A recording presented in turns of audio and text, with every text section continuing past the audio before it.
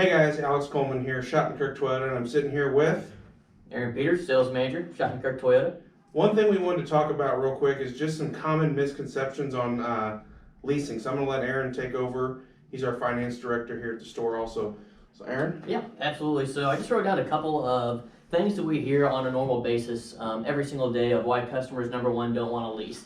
Number one reason I wanted to go over why people think it's bad to lease, or not necessarily bad, but why they can't lease, is that everybody thinks that they have to have Tier 1 plus credit in order to lease, and that could not be any further from the truth. Leasing a vehicle, really honestly, is no different than buying a vehicle. There's still, with most banks, it's kind of tiered off. You have different credit tiers that people qualify for, and then that is going to determine their APR or their percentage rate when they buy a vehicle. No different than that on a lease, except instead of having an APR, you have what's called a money factor, which is basically like APR. So if you wanted to lease, it doesn't matter if you have A1 credit, Tier 1, Tier 2, Tier 3, Tier 4, all the way down to Tier 7, which is kind of how Toyota does it. But it doesn't matter, they have leasing money factors for every single APR. Sorry, not APR, but every single money factor in every single tier. So, common misconception, you have to have perfect credit to lease, 100% not true. There's actually multiple reasons why people who have less than perfect credit, why a lot of times it can really benefit them to lease. Second thing that I kind of wrote down was that everybody always thinks that after you lease a vehicle, you know, for those 3, 4, 5 years, however many years you lease it, that you don't have anything at the end. Basically, they were just renting the vehicle. Again, very far from true. Half of that's kind of true, but really what I'm getting at is that on average, a trade cycle between when a customer buys a vehicle and when they want to trade it in is usually about 36 to 39 months, when on average most people are taking their loans out for 72, 75, sometimes even 84 months.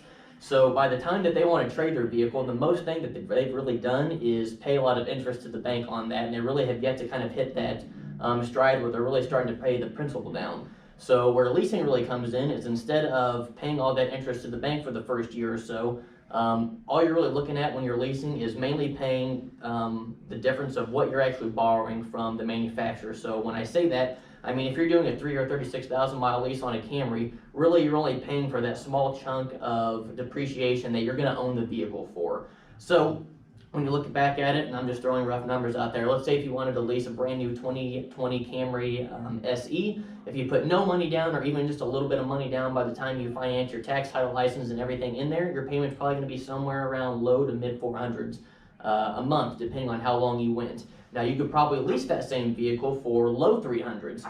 So now you're looking at that and you're like, man, why would I buy this vehicle when I can lease it? And one of the big things that you do have is, number one, you're not going to have you're not going to be upside down like most customers are when they go 72 months and you want to trade it in at 39. So what a lease is designed to do is make sure that you have the most technologically advanced vehicle, the safest vehicle, all the latest technology, and in that average trade cycle. So what you're going to have is that, not great at math, I'm from Missouri, so if you take that $450 payment, let's just say if the lease payment was $320 a month, you have $130 that you're now saving in your bank account each and every month for 36 months to drive the same vehicle, and you don't have that depreciation or that inequity whenever you want to trade.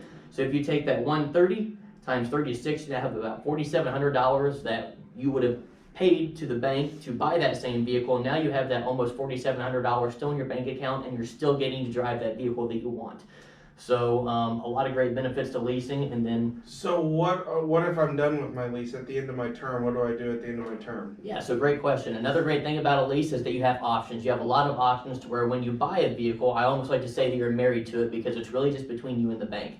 At the end of a lease, you have 3 options. Number one, what most customers do is that they love the leasing process. They want to lease again. So say you leased a 2020 Camry, in 3 years you want to lease a 2023 Camry, you can do that. Pick up with the same great low payment. Say, hey Alex, we love the vehicle, we want to lease the same thing again. Option 2 is to give that vehicle back to the manufacturer, is what we say, just drop it off. So Alex, we love the 2023 Camry, or I'm sorry, 2020 Camry, would actually rather lease a 2023 RAV4 now. So what happens is that you just, we call it drop that vehicle off, you ground it, and then you just come in and we start the whole lease process over on a 2023 RAV.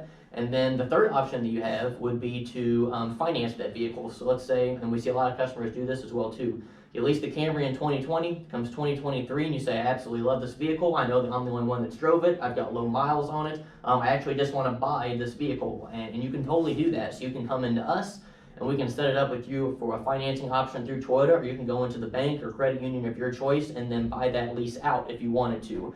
And then probably the third option would be just to sell it outright. So, there's a payoff on a lease just like how there is on a purchase. So, you know exactly what you owe to the manufacturer or the bank. If you wanted to sell that lease outright, and you sometimes see people do that too. And one of the benefits too is you're always in factory warranty, Mm-hmm. and with Toyota, all your maintenance is covered. Yep. So really, you put gas in it, make your payment, and pay insurance, and you're rolling in a brand new car every 3 years. Absolutely. You know, and I would say that we do 65-70% leases Yeah. on our vehicles. Yep. Toyota's lease rates are super aggressive. The payments are great. Sometimes with no money out of pocket either, which is nice too. Mhm. So Yep. The only thing you're really obligated to do on a lease is to make that first initial payment at the day of signing. So out of those 36, like I said, the average term is going to be a 36-month lease. So basically, on the date of purchase or date of lease, you would pay that first payment, and then you would have 35 payments remaining. So it's not necessarily a down payment. All you're doing is just making your first payment, Yeah. which is super easy. So if you have any questions, give myself or Aaron a call here at the dealership. It's 217-224-1500. And again, ask for Alex or Aaron. We'll be more than happy to answer any questions that you have. Thanks, guys. Thanks.